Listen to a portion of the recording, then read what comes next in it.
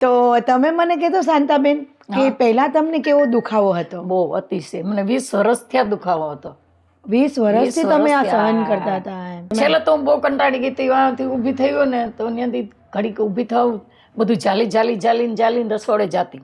એટલું બધું પકડી પકડીને સ્ટેન્ડ ઉપર પૂગું ને પછી એની ઉપર બેસી જાવ, બધું રાખીને બેસી જાવ. પછી અમારે 2 જણાની રસોઈ જેવી થાય એવી બનાવી લઈને જમી લઈ. અચ્છા. ઊભું જ નહોતું રહેવાતું, 2 મિનિટે આમ ઊભું નહોતું રહેવાતું. ઓહો. હવે તો હું 1 કલાક ઊભી રહું. અમારે સત્સંગમાં 1 કલાક પલોઠી વારીને બેસી જાઉં. તમને કઈ દુખાવો નહીં, બેસી જ ન શકતી. અત્યારે તમે સરસ બેસી શકો છો, બધા ચાલી એમ કે શકો છો. બહુ તમારા હારું સુધરી ગયું. એટલે તમે પલોઠી વારીને 3 કલાક સપ્તાહમાં જતા હોય ને હા, 3 કલાકે સપ્તાહમાં બેસી શકું.